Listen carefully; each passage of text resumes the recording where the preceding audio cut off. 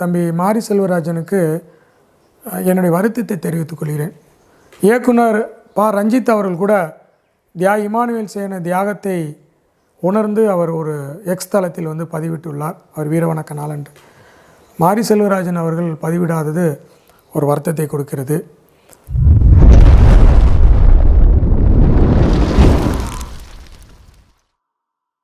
என்னோட கருத்து இந்த சமூகத்துக்கு பயனுள்ளதாக இருக்குன்னு நினைக்கிறவங்க மட்டும் இந்த மூவேந்தர் மீடியாவை சப்ஸ்கிரைபிள் பண்ணிவிட்டு பெல்லைக்கான ஆள் கொடுத்து ஃபாலோ பண்ணிக்கோங்க.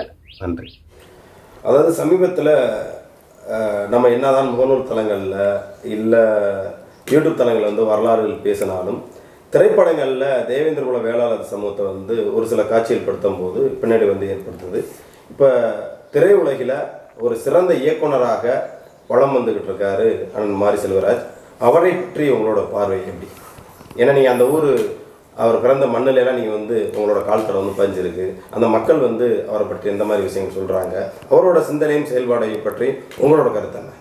முதலாவதாக நான் தம்பி மாரி செல்வராஜனுக்கு என்னுடைய வருத்தத்தை தெரிவித்துக் கொள்கிறேன். இயக்குனர் ப. ரஞ்சித் அவர்கள் கூட இமானுவேல் சேன தியாகத்தை உணர்ந்து அவர் ஒரு எக்ஸ் தளத்தில் பதிவிட்டுள்ளார். அவர் வீரவணக்க நாள் என்று. மாரி செல்வராஜன் அவர்கள் பதிவிடாதது ஒரு வருத்தத்தை கொடுக்கிறது. இன்னொரு காரியம், நான் அவருடைய கிராமத்திற்கு நான் சென்றிருந்தேன். ஏன் சென்றேன் என்று கேட்டால், அப்பொழுது நம்முடைய பேரிடர் அழிவு நிறைய ஏற்பட்டிருந்தது. அவர் கிராமத்திற்கும் செல்ல வேண்டியிருந்தது. அவருடைய கிராம புள்ளியங்களும் மிகப்பெரிய தலைக்கட்டு 2000 வீடு இருக்கிறது. அவர்கள் சிறு வயதிலே சென்னைக்கு போயிருந்ததுனால மாரி செல்வராஜனுடைய பிறப்பு வளர்ப்பெல்லாம் சென்னையில் இருந்தது. அவர் இந்த பேரிடத்துக்கு தான் வந்தார். தன்னுடைய உற்றார் உறவினர்களுக்காண்டு குரல் கொடுத்தாரு அப்படிங்கிற மாதிரி ஒரு விஷயத்தை சொன்னாங்க. அது நன்று. ஆனாலும் கூட அவர் ஒரு சிறந்த இயக்குனராக வளர்ந்து ஒரு சூழ்நிலையில் அவர் தன்னுடைய படங்கள் நல்ல வெற்றி படங்களாக கொடுக்குறாரு. அதை வாழ்த்துக்களை தெரிவிச்சுக்கிறோம். அவர் வளர்ந்தது சொந்த முயற்சி தான் வளர்ந்தார், அதெல்லாம் மாற்றுக்கிறது. ஆனால் அவருடைய படங்களில் காட்டக்கூடிய சில காட்சிகள் தேவேந்திர குல வேளாளர் சமூகத்திற்கு எதிரான கலாச்சாரத்தை உடைய காட்சிகளே நீங்கள் நீக்க வேண்டும். ஏனென்று கேட்டால், தேவேந்திர குல வேளாளர் சமூகத்துடைய கலாச்சாரம் முழுக்க முழுக்க முழுக்க பார்த்திங்கன்னா விவசாயம். அது மட்டுமல்லாமல் அவர்கள் கோயில்கள் கட்டுவதிலும் கோயில்களில் முக்கியமான இடங்களை வகிப்பது தான் அவருடைய பிரதான தொழிலாக இருந்தது. ஏனென்று கேட்டால், நெல் விவசாயம் செய்வர்களே கோயில் பிரதானமாக அவர்கள் நம்மளை பயன்படுத்தினார்கள். ஏன்னு கேட்டுக்கால், நம்ம சேத்துல காலை வச்சா தான் மற்ற சமூகம் சோத்தில் கை வைக்க முடியுங்கிற ஒரு சமூகம். அந்த சமூகத்தை பற்றிய சிந்தனைகள் புரிதல் இல்லாமல் நீங்கள் படத்தில் சில காட்சிகள் எடுத்திருந்தால் வேண்டாம், அந்த வரலாறை நீங்கள் மீண்டும் படிக்க வேண்டும் என்று உங்களுக்கு நான் கூறிக்கொள்கிறேன். கர்ணன் படத்தில் கூட நீங்கள் தியாகியாருடைய தியாகத்தை போற்றுவையில் சில காட்சிகள் நீங்கள் சுட்டி காட்டிருந்தீங்க. ரொம்ப நன்றி. அதெல்லாம் நம்ம ஏன்னு கேட்டால், நீங்கள் வரலாறை கற்றுக் கொடுக்கணும். வரலாறு ஒரு சமூகத்துடைய பண்பாடையும் கலாச்சாரத்தையும் அழித்தோம்னா வரலாறு அழிஞ்சிடும். அதுபோல் தான் நம்ம என்ன பண்ண, நம்முடைய சமூகத்தையும் கலாச்சாரத்தையும் அழித்ததுனால தான் நம்ம பட்டியலினத்துக்கு வந்தோம். அதனால் இனி வர்ற காலங்களில் நீங்கள் வரலாறு தெரிந்தவர்களிடம் நீங்கள் சமூகத்திற்கான விழிப்புணர்வை பற்றி நீங்கள் கண்டிப்பாக இந்த திரையுலகத்திற்கு பொதுத்தளத்தில் நீங்கள் திரையிட்டு காட்ட வேண்டும் என்பதே நாங்கள் அன்புடன் கேட்டுக்கொள்கிறோம். ஐயாவோட நினைவிடத்தில் உத்தரப்பிரதேசத்திலிருந்து குருமியோட பொதுச்செயலாளர் கலந்துக்கிட்டாங்க. என்ன காரணம்? நீங்கள் கேட்ட கேள்வி குருமி அப்படிங்கிற ஒரு வார்த்தைக்கு நம்முடைய வெகுஜன அமைப்பில் உள்ளக்கூடிய நம்முடைய சாதாரண மக்களுக்கு புரியாது. என்னடா குருமி அப்படின்னு நினைப்பீங்க. குருமி அப்படின்னு என்று கேட்டால் நம்ம சொல்லுவோம், தேவேந்திர குல வேளாளர் உலகம் முழுவதும் இருக்கிறாங்கன்னு. உண்மைதான். தேவேந்திர குல வேளாளர்கள் ஒரு காலங்கட்டத்தில் தொழிலுக்காக இடம்பெயர்றாங்க, தன்னுடைய பொருளாதார தேவைக்காக இடம்பெறாங்க. அங்கே போய் என்ன பண்ணுறாங்கன்னா இந்த விவசாயத்தை செய்கிறாங்க.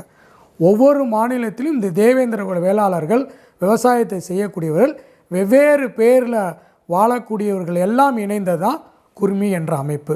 இவர்கள் தொழில் எல்லாம் என்று கேட்டிங்கன்னா விவசாயம். அந்த உத்தம் சந்த் அவர் தான் இந்த குருமி அமைப்புடைய பொதுச் செயலாளர். அவர் தமிழ்நாட்டுடைய தேவேந்திர குலோடைய வரலாறுகளை படித்ததுனால நாம் அவர்களெல்லாம் இணைத்து நாம் எல்லோரும் அரசியலாக்கப்பட வேண்டும். ரெண்டாவது, அந்த குருமியோடைய முக்கியமான ஒரு கொள்கை என்னன்னு கேட்டிங்கன்னா, இந்த தேவேந்தர்களை வணிகப்படுத்தணும், தொழில் செய்ய வேண்டிய நோக்கத்தோட கி என்ற ஒரு அமைப்பு மூலம் அவங்க அதை செயல்பட்டு நடத்துகிறார்கள். அவர்கள் மீண்டும் என்னை சந்திக்க இருக்கிறார்கள், அவருடைய பொறுப்பாளரும் சந்திக்க இருக்கிறார்கள். குருமிங்கிறது என்னது பேர், வித்தியாசமான பேர் கிடையாது, ஒரு ஹிந்தி பேர், ஹிந்தி மக்களுக்கு புரிகிறதுக்காண்டி நாங்கள் குருமியோடு சேர்த்து டிகேவியும் சேர்த்து போட சொல்லியிருக்கோம். அதனால் குருமி டிகேவின்னு சேர்ந்தோம், அவங்களும் நம்ம மக்கள் தான் அப்படிங்கிறத நான் ஆழமாக பதிவு பண்ணுறேன். ஐயாவோட நினைவிடத்தில் ஆம்ஸ்டாங் அண்ணனோட மனைவி வந்து மரியாதை செலுத்த வர்றதாக இருந்த ஒரு தகவல் வந்து கேள்விப்பட்டோம்.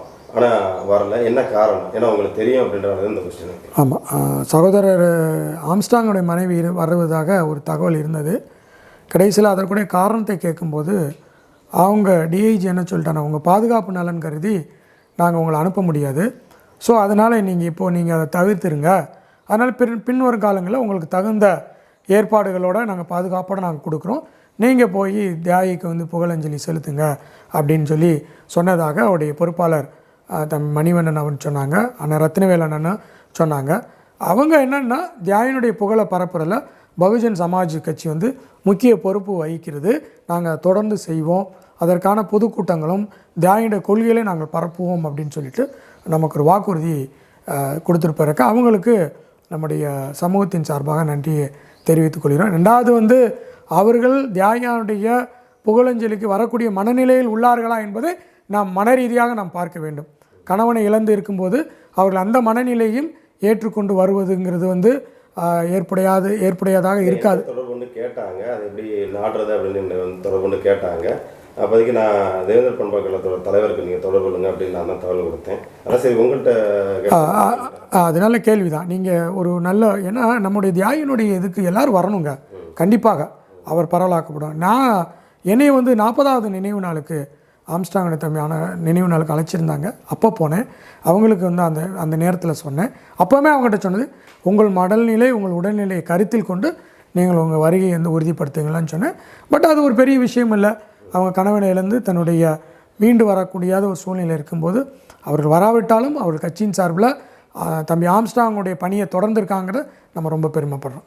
இப்போ தென் தமிழகத்தில் தியாகியோட பேரன் ரமேஷ்குமார் தேவேந்திரன் வந்து அதிகமாக வந்து வரக்கூடிய சூழல் வந்து பல கிராமங்கள் வந்து தென் மாவட்டத்தில் கிராமங்கள் வந்து பயணிக்கிறீங்க.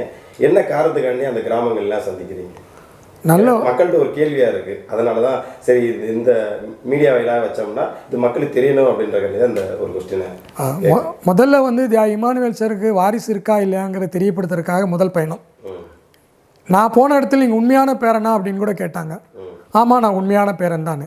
ஏன்னு கேட்டால் நம்முடைய சகோதரர்கள்லாம் பேரன் சொல்லி வச்சுருக்காங்க, ரொம்ப சந்தோஷம்தான். ஆனாலும் கூட நான் தென் தமிழகத்துக்கு வருகை புரிவது பெரிய அரசியல் நோக்கத்திற்காகவோ ஆட்சியை பிடிக்கணுமோ அப்படிங்கிற ஒரு நோக்கம் அல்ல. தேவேந்திர வேளாளர் சமூகத்திற்கான தேவேந்திர வேளாளர் சங்கங்களை கட்டமைக்கணும். அந்த கட்டமைப்பு செதஞ்சு போயிடுச்சு. ஏனென்று கேட்டால் முக்கியமானதுங்க, தேவேந்திர குலத்துக்கு வந்து மிகப்பெரிய ஒரு சமூக வரலாறு இருக்குது. அந்த சமூக வரலாறை நம்ம வந்து படிக்க வேணும், அறிய வேணும்னா சங்கங்களை கட்டமைச்சாதான் நம்ம வந்து அந்த வரலாறை மீட்டெடுக்க முடியும். ஏனென்று கேட்டால் தேவேந்திரோட சங்கங்களை உடைச்சிட்டாங்க, சுக்குநூறாக்கிட்டாங்க. அதை மீண்டும் ஒற்றுமைப்படுத்தணும். ஏன்னு கேட்டால் திருநெல்வேலியில் ஒருத்தருக்கு பிரச்சனை, ஒரு கிராமத்துக்கு பிரச்சனை, அந்த திருநெல்வேலி கிராமத்துக்காரர்கள் மட்டும்தான் குரல் கொடுக்கிறார்கள்.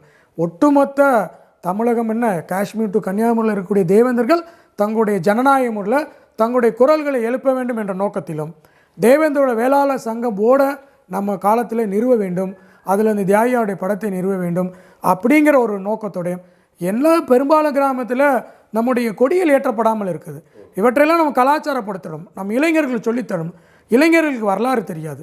அந்த நோக்கில் தியாகியினுடைய வரலாறை கூறுவதற்கும் நம்முடைய கலாச்சாரத்தை மீண்டெடுப்பதற்கும் கூறுவதற்காக தான் என்னுடைய பயணங்கள் முற்றிலுமாக இருக்கிறது என்பதை நான் தெரிவித்துக் கொள்கிறேன். தேவேந்திர குல வேளாளர் சமூகத்தில் வந்து பார்த்தீங்கன்னா ஐயா இமானுவேல் சேர்னார் தான் வந்து பெரும்பான்மையாக வந்து மக்கள் வந்து பல லட்சக்கணக்கான மக்கள் வந்து செப்டம்பர் 11ஆம் வந்து கூடுறாங்க. இதே கூட்டம் வந்து ஐயா வீரன் சுந்தரலிங்க குடும்பனாருக்கோ இல்லை வெண்ணிக்காலாடிக்கோ ராமசாமி பண்ணாடிக்கோ இன்னும் சமூகத்தில் இருக்கக்கூடிய சுந்தர போராட்ட மக்கள் வந்து கூடுறதில்லை. அது என்ன காரணம் நீங்கள்